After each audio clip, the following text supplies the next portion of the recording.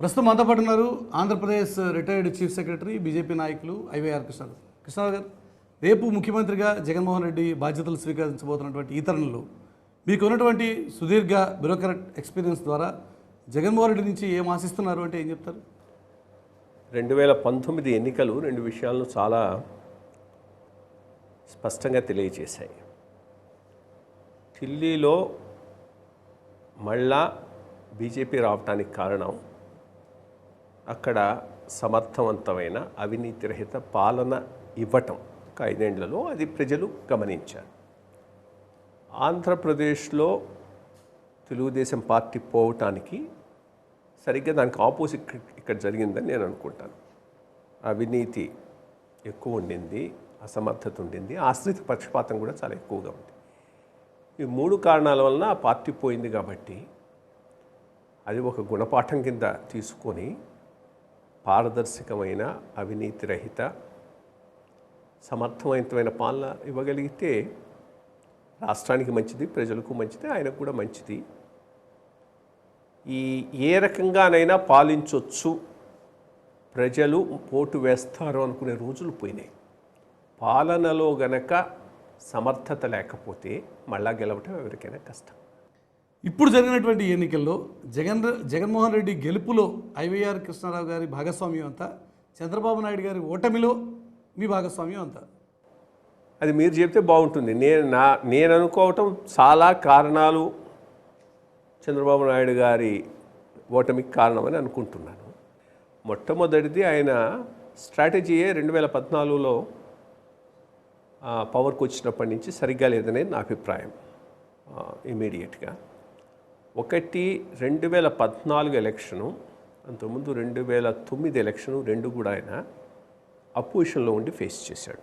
So డెఫినెట్గా ఆర్థికంగా చాలా సమస్య వచ్చి ఉండాలి 2 ఎలక్షన్లు ఫైట్ చేయడంతో.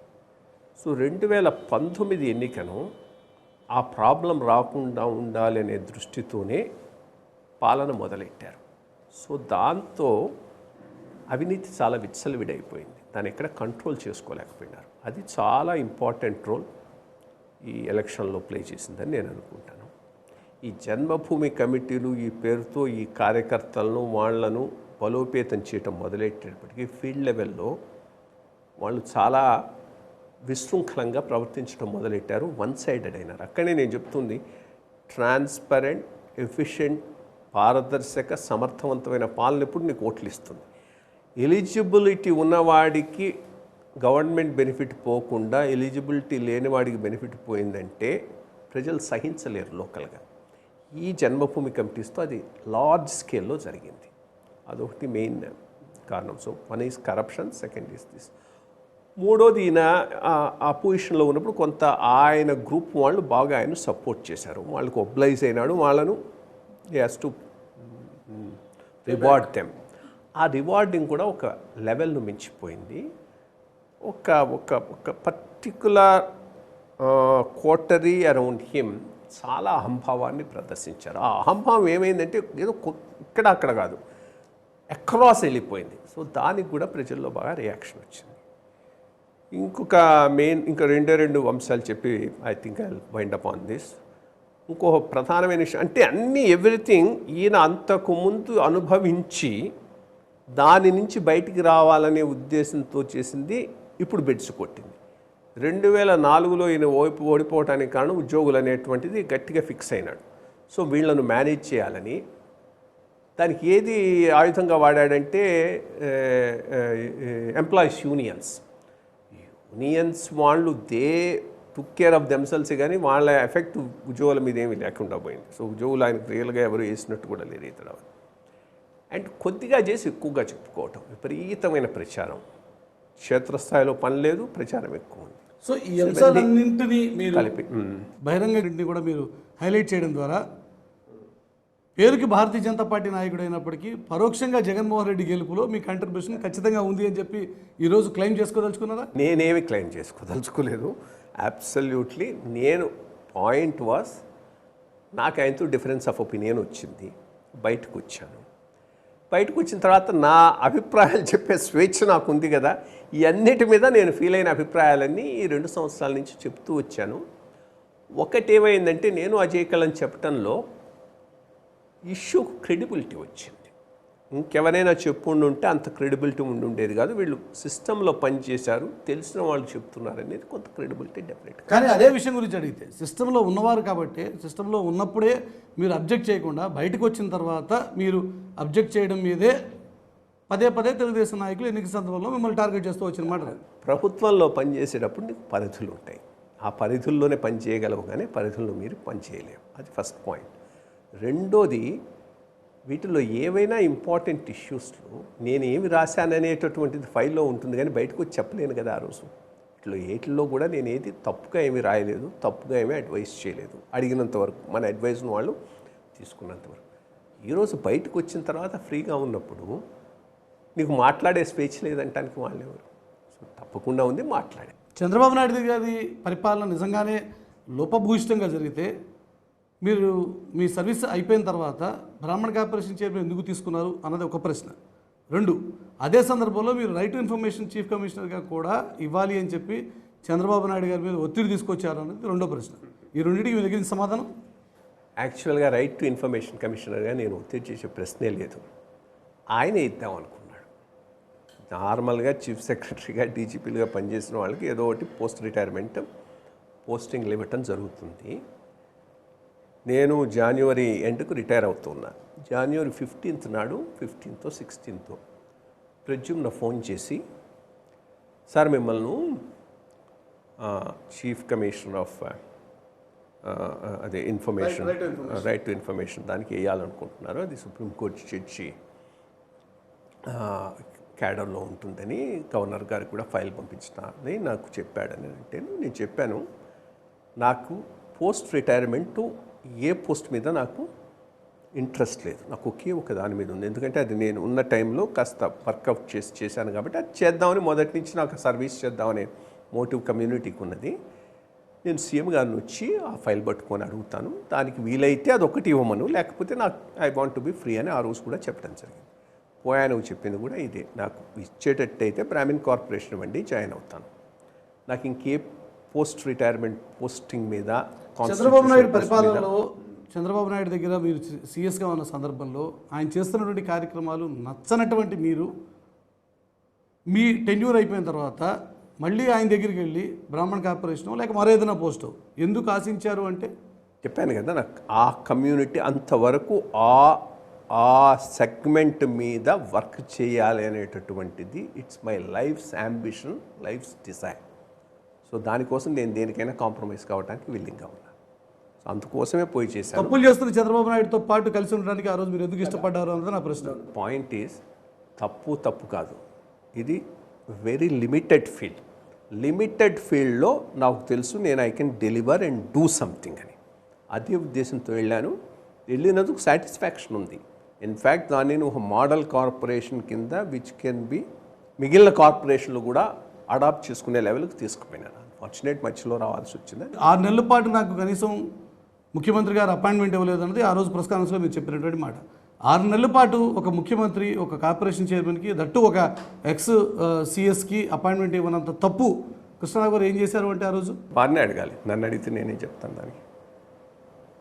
దానికి ఆయన అడగాలి. మీరు ఆయన ప్రశ్నించిన రోజు ఈ క్వశ్చన్ వేయండి, నేను కూడా తెలుసుకోదలుచుకున్నాను. అందుకోసం మీకు తెలిసి మీరు నాకు తెలియదు, నేనేం చేయలేదు.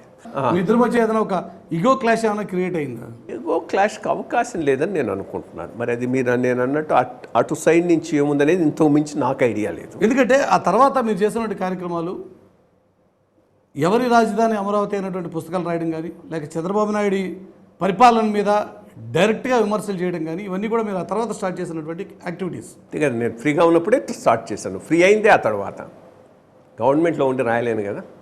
ఇన్ఫ్యాక్ట్ మీకు వచ్చిన విషయం ఇంతమటికి ఎవరికి చెప్తాను. ఈ రాజధాని అమరావతి మీద నా ఫీలింగ్ ఎంత స్ట్రాంగ్గా ఉండిందంటే, దీని మీద అంతకుముందే ఒక రైటప్ రాశాను. దాన్ని ఫర్దర్గా ఎక్స్పాండ్ చేశాను. రైటప్ రాసి నేను ఆల్రెడీ ఇక్కడ ఉన్నాను బ్రాహ్మిన్ కార్పొరేషన్లో, దీన్ని నేను పబ్లిష్ చేయలేనని ఉండవల్లి గారిని అడిగాను. సో ఉండవల్లి గారు పబ్లిష్ చేశాను ఆయన పేరు మీద. అదో చిన్న బుక్లెట్ లాగా వచ్చింది అప్పుడు. సో అది రాసింది నేనే. అమరావతి భ్రమరావతి అనేటువంటి Yes, పుస్తకం that's right. వెనక Yeah, అది వెనక కాదు, అది రాసింది నేనే. బ్రోచర్ వెనక ఉండవల్లి కానీ రిక్వెస్ట్ చేసి ఆయన పేరు మీరు పబ్లిష్ చేయించి. సో అప్పటి నుంచి మీకు అమరావతి మీద అభ్యంతరాలు yes, ఉన్నటువంటి strong గా సందర్భంగా ఉన్నాయి. ఈ రోజున అమరావతికి సంబంధించి జగన్మోహన్ రెడ్డి గారు ముఖ్యమంత్రి అయిన తర్వాత ఇప్పుడు ఆల్రెడీ మొదటి మీడియా సమావేశాల్లోనే ఆయన చాలా క్లియర్గా చెప్పారు, అమరావతి పేరు మీద పెద్ద ఎత్తున అక్రమాలు చోటు చేసుకున్నాయి అనే విషయం గురించి. సో ఆయన ఎంక్వైరీ చేయబోతున్నటువంటి తరుణంలో మీ వైపు నుంచి మీ కంట్రిబ్యూషన్ ఎలా ఉండబోతుంది? ఆ రోజు అది అఫ్కోర్స్ యునానిమస్ డెసిషన్ అని అంటారు ఇది ఆఫ్ ది అసెంబ్లీ అని, బట్ కంట్రైవ్డ్ యునానిమిటీ, స్ట్రాటజిక్ మ్యానిపులేషన్. అది రియల్ యునానిమిటీ కాదు, స్ట్రాటజిక్ మ్యానిపులేషన్ జరిగింది అక్కడ. సో ఈరోజు ఆయన ఏం డెసిషన్ తీసుకుంటాడో నాకు తెలియదు. బట్ ఒకటి అక్కడనే కొనసాగించాలనుకున్నా దానిని అడ్మినిస్ట్రేటివ్ క్యాపిటల్గా కొనసాగిస్తూ బిజినెస్ ఫోకస్ అది వైజాగ్కు షిఫ్ట్ చేయడం మంచిది. బికాస్ అన్ని ప్రదేశాల్లో అదే ఉంది. మన ఇండియానే తీసుకున్నా ఢిల్లీ అడ్మినిస్ట్రేటివ్ క్యాపిటల్ అయితే, Bombay is financial capital. So అన్నీ ఒకే చోట ఉండాలన్న ఆ భావనే తప్పు.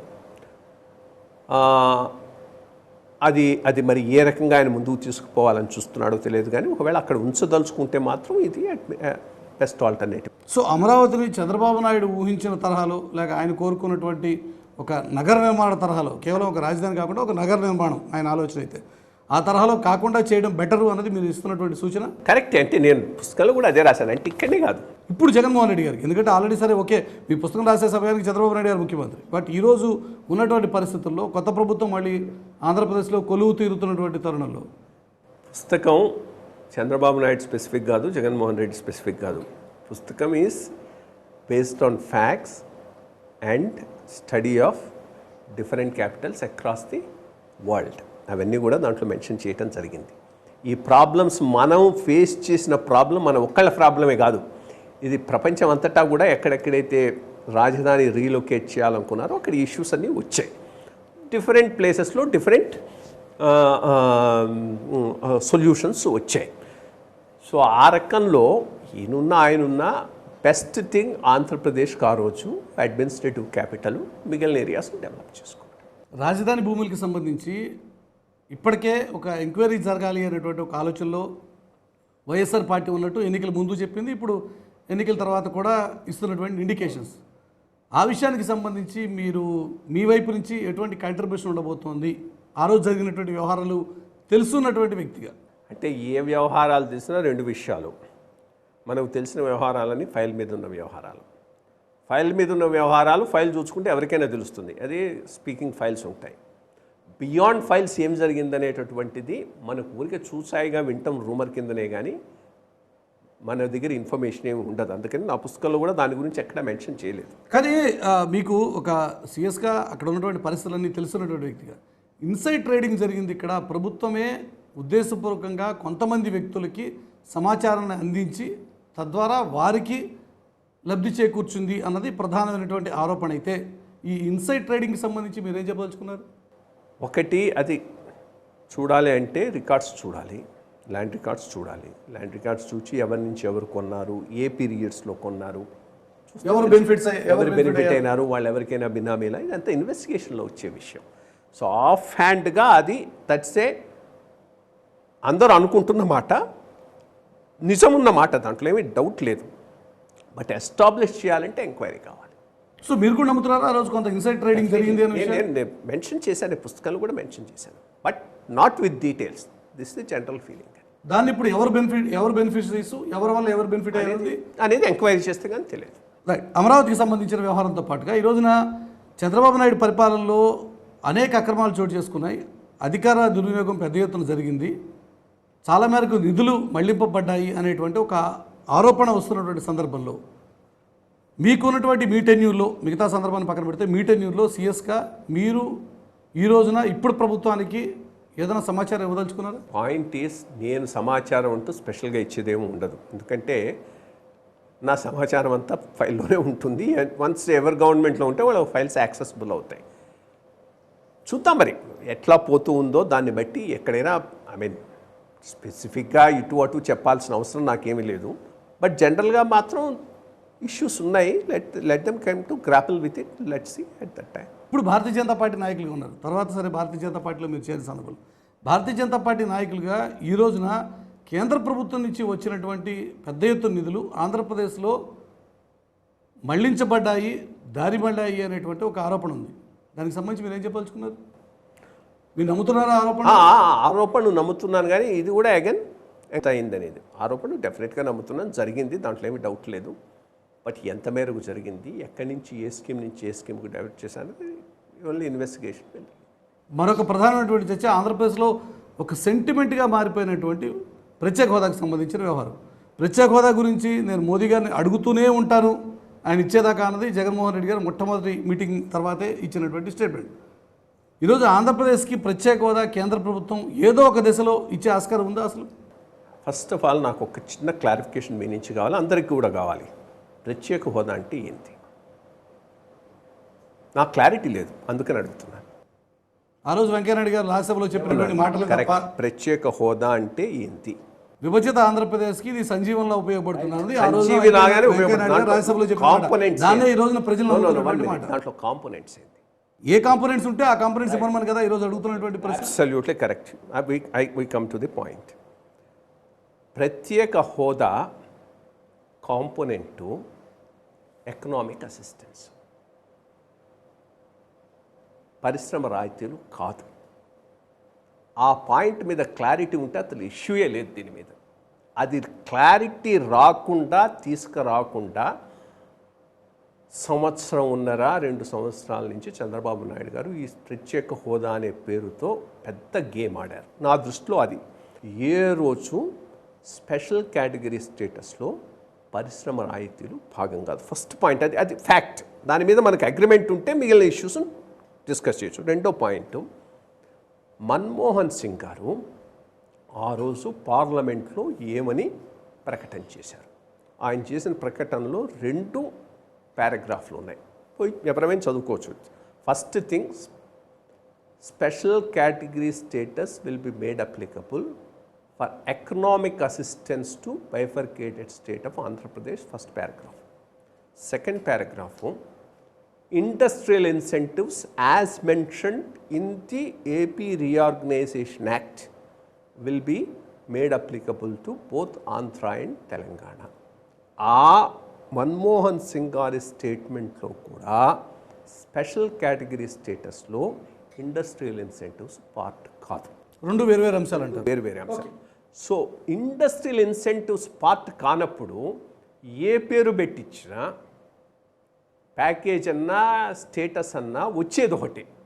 సో ఇప్పుడు నేను అనుకోవటం బెస్ట్ థింగ్ గవర్నమెంట్ ఆఫ్ ఇండియాకు స్పెషల్ కేటగిరీ స్టేటస్ అనే పదాన్ని అడాప్ట్ చేసుకొని నార్త్ ఈస్ట్ కూడా అదే అడాప్ట్ చేసి మన కోసంగా ఈ 16,500 కోట్లు ఇచ్చేసేసి మీరు అడిగారు మేము ఇచ్చామని చెప్తే సరిపోతుంది.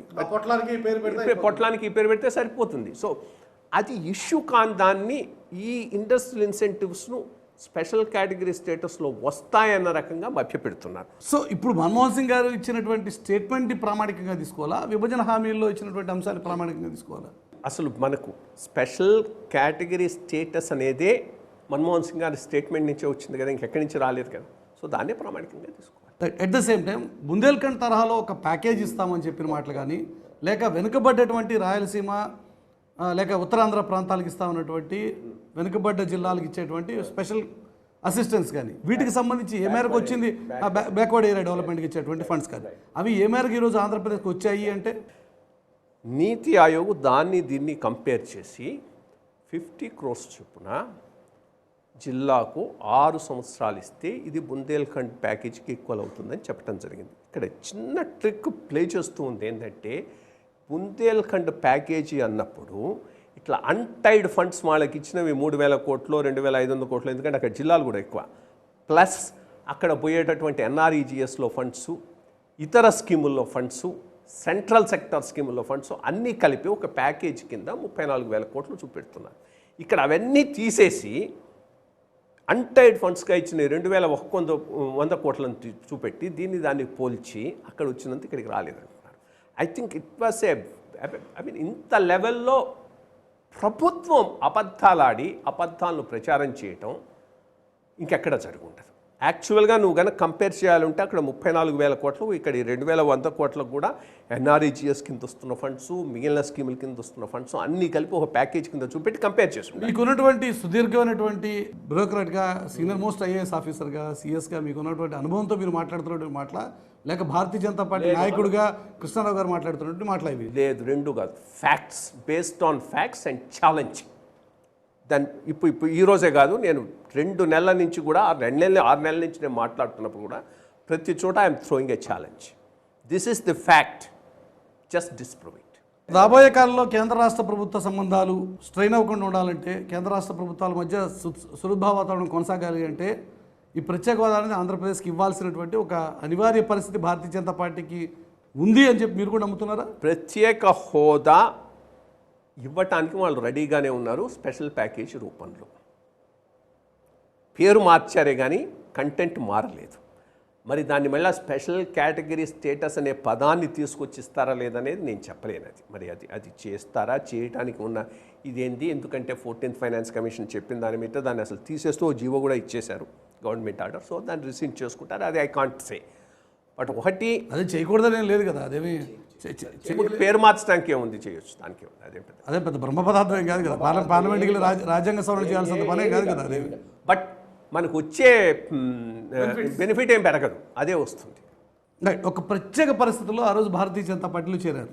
ఈరోజు వ్యక్తిగతంగా మీ గురించి అడిగితే, సో ఇప్పుడు ఆంధ్రప్రదేశ్లో భారతీయ జనతా పార్టీకి భవిష్యత్తు మీకు కనిపిస్తుందా? భారతీయ జనతా పార్టీలో కొనసాగదలుచుకున్నారా లేదా? లేదు, భారతీయ జనతా పార్టీలోనే కొనసాగుతాను, దాంట్లో ఏమీ నో టు ఒపీనియన్స్.